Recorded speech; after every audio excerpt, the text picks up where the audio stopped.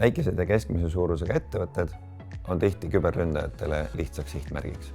Eesti Infotehnoloogia ja Telekommunikatsiooni Liit soovib seda olukorda parandada. Seetõttu leidsime 3 Eesti ettevõtet, kes olid valmis laskma enda eksperimendi korras heatahtlikult rünnata. Ikka selleks, et ise targemaks saada, teistele eeskujuks ja hoiatuseks olla. Mobir on autorendifirma ja meie sõidukipargis on üle 4000 sõiduki.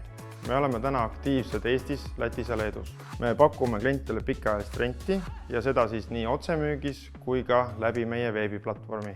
Meie serverite haldus, kontorivõrgud ja ka veebiplatvorm on antud tegelikult oma ala ekspertide hoole alla. Küberturve eest vastutab meie majas tehnoloogiajuht. Kuna meil on enda loodud äritarkvara ning lisaks pakume teenust ka läbi veebirakenduse, siis oleme korduvalt maja seest rääkinud küberohtudest ja nende võimalikest minimeerimisest. ITL-programmis me nägime võimalust aru saada, kus me oleme juhul, kui peaks toimuma võimalik küberrünne. Mobilet rünnates panime ennast motiveeritud ründaja olukorda, mille peamiseks eesmärgiks oli saada ligipääs ettevõtte tundlikule äriinfole moel või teisel.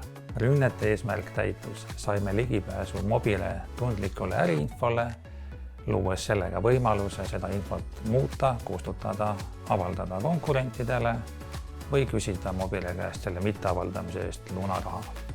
Lisaks võimaldanuks küberhügieeni tase ja monitooringu puudumine ründajal mobile IT-süsteemides jääda märkamatuks pikaks ajaks. Samas tahaks kiita mobilet avaliku veebi eest ja mõistlikult lahendatud IT-teenuste korralduse eest. Kuigi rinnati mitmeid süsteeme ja ka inimesi, saime me rünnakust teada alles pärast selle toimumist. Sellest rünnakust oli väga palju kasu, sest avastasime ka paar kriitilist viga, mis vajas IT-osakonna kohest sekkumist. Oleme väga rahul, et saime ITL-i programmis osaleda. See andis meile väga palju mõtlemisainet. Siiani olime arvanud, et oleme väga küberturvalised, kuid programmist saime aru, et tegelik küberturvalisuse tagamine on väga pikk ja aeganõudev protsess ja töö. Nagu näha, võib ka hästi ettevalmistatud ettevõtja jääda küberrünnete mõttes nii-öelda vihmakätte. Mobire näide ilmestab järgmisi soovitusi. Mõjusaim vahend küberrünnete suhtes on alati teadlikud töötajad.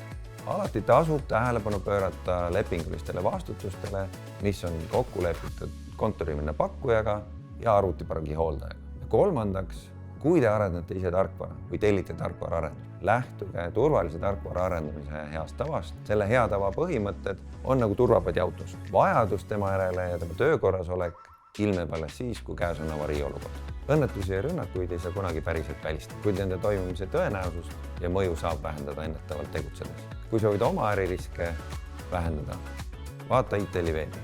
Sealt leiad olulisi nõudeid ja nõuandeid, kuidas küberruumis paremini toimub. Leiad ka vastutustundlikke äripartnereid, kes aitavad sul küberriske mõista ja neid ohjata.